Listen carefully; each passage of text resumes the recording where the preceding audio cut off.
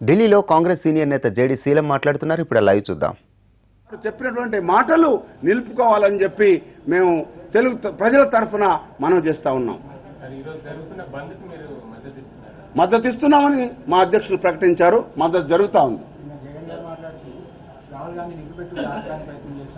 జగన్మోహన్ రెడ్డి గారు మాట్లాడటంలో నాకు ఆశ్చర్యం లేదు. ఎందుకంటే ఇప్పటి వరకు ఎక్కడున్నారు జగన్మోహన్ రెడ్డి? ఎందుకు మాట్లాడలేదు? దీక్ష ఇప్పుడు మొదలెట్టాడు. రాహుల్ గాంధీ గారు అనంతపురంలో మాట్లాడిన తర్వాత మొదలు పెట్టాడు. ఆయన ఇప్పటివరకు ఏమయ్యాడు? ఆయనకు తెలుసు జైల్లో ఉండి విభజన జరుగుతుందని తెలిసి అప్పుడు విజయమ్మ గారిని గుంటూరులో దీక్ష కూర్చోబెట్టలేదా? ఈ క్రెడిట్ మేము తీసుకుందాం. అప్పుడు సమైక్యం ఆంధ్ర అని చెప్పి మొదలేస్తారు. కానీ అప్పటి వరకు ఏం మాట్లాడారు? ఇవన్నీ కూడా రాజకీయ కుతంత్రాలు. ఆయన మాట్లాడుతూ ఎవరో చెప్పారు ఓన్లీ తెలుగుదేశం వారిని గురిపెట్టారు, బీజేపీ వారిని గురిపెట్టలేదని. ఎవరిని గురిపెడతారో ప్రజలకు తెలుసు. ఎందుకంటే ఆయన ఇప్పుడు మోడీ గారు అండ కావాలి.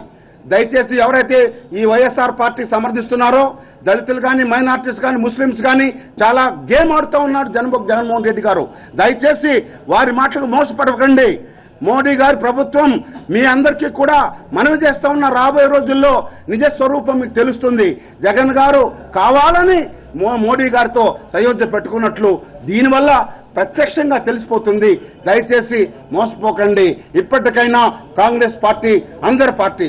కాంగ్రెస్ పార్టీలో అందరికీ హక్కున్నది. కాంగ్రెస్ పార్టీలో అందరికీ వాయిస్ ఉన్నది. కాంగ్రెస్ పార్టీలో అందరికీ స్థానం ఉంది. అందరినీ కలిసి తీసుకెళ్లేటువంటి పార్టీ కాంగ్రెస్ పార్టీ. పేదల పార్టీ, రైతుల పార్టీ, మహిళల పార్టీ.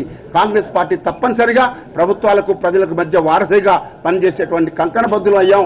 తక్కువ సంఖ్యలో ఉన్న మన వాయిస్ పార్లమెంట్ లో మరి వినిపించడానికి ప్రయత్నం చేస్తున్నాం. దయచేసి అందరం కలిసి ఇకనైనా రాజకీయాలు మానుకొని జగన్మోహన్ రెడ్డి గారు కానీ, చంద్రబాబు నాయుడు గారు ఆయన మాట నిలబెట్టుకోమనండి. 5 లక్షల కోట్లు కావాలన్నాడు. ఎక్కడ ప్రతిపాదనలు పంపారు మీరు? ప్రతిపాదనలు పంపండి. మా సహాయం తీసుకోండి. మేము సహకరించడానికి రెడీగా ఉన్నాం. అందరం కలిసి వెళదాం. వెళ్ళి ఆంధ్రులకు హక్కుల కొరకు సాధన చేసుకుంటానికి ప్రభుత్వం ముందుకు రావాలి. వారికి తోడుగా మేము నిలుస్తాం. ఇక్కడ బీజేపీ ప్రభుత్వం వారు చెప్పిన మాట కట్టుబడి నేను ఒక్కటే అడుగుతా ఉన్నా, ఏమండి ఆ రోజు ప్రధానమంత్రి గారు చెప్పిన దానికి విలువ ఉన్నదా లేదా? ప్రజాస్వామ్య వ్యవస్థలో పార్లమెంట్లో నిండు సభలో అన్ని పార్టీలు వారు ఆమోదించిన దానికి విలువ ఉన్నదా లేదా చెప్పమనండి. మరి పార్లమెంట్లో సాక్షాత్తు మోకరించి మెట్లు ముద్దు పెట్టుకోవటం కాదు మోడీ గారు పరిపాలన అంటే. పార్లమెంట్ చేసిన నిర్ణయాలు గౌరవించటం. పార్లమెంట్లో ప్రధానమంత్రిగా ఉన్నటువంటి ఆనాటి ప్రధానమంత్రులు మారచ్చు. ప్రధానమంత్రి వ్యవస్థని కించపరిచేలాగా మీరు దయచేసి ఈ రకమైనటువంటి మౌనం వీడండి.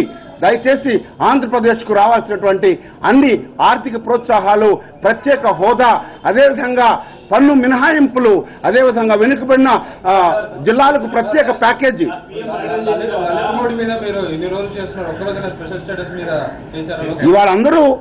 ఇవాళ కాంగ్రెస్ పార్టీ వాళ్ళందరూ కూడా మా ఇద్దరి మద్దతుకు వచ్చి వెల్లోకి వచ్చారు.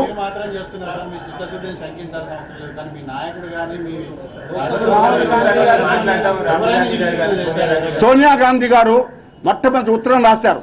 మీరు ఇదిగో ఈ అంశాలన్నీ మీరు ప్రామిస్ చేశారు ఆనాటి ప్రభుత్వం. తర్వాత కేబినెట్ లో డెసిషన్ తీసుకుంది. ఆ డెసిషన్ కేబినెట్ డెసిషన్ ఇంప్లిమెంట్ చేయండి అని చెప్పి కొత్తగా 14వ సంవత్సరం జూన్లో రాశారు ఒక ఉత్తరం. రెండవది ఒక సంవత్సరం ఆల్మోస్ట్ సంవత్సరం అవుతున్న తరుణంలో రెండో ఉత్తరం రాశారు. దేనికి సమాధానం లేదు. దయచేసి ఆంధ్ర ప్రజలు ఆక్రోశాన్ని విని మీరు యాక్ట్ చేయండి అని రెండోసారి. మూడోసారి పార్లమెంట్ లో మాట్లాడారు సోనియా గాంధీ. రాహుల్ గాంధీ గారు పర్సనల్ గా ఈరోజు పార్లమెంట్ లో అన్ని ఎంపీలు వాళ్ళు అక్కడ అంటే జరగడం లేదు. లోక్సభ కూడా పార్లమెంట్ లో వెలుపట బయట నిన్న మేము ఇట్లా జరిగింది, మా మునికోట అనేటువంటి సహోదరుడు మరణించాడు అని చెప్తున్న తక్షణం వెళ్ళి ఆయనకు సానుభూతి తెలపడమే కాకుండా ప్రత్యేక హోదా ఆంధ్రుల హక్కు అని చెప్పారు జగన్మోహన్.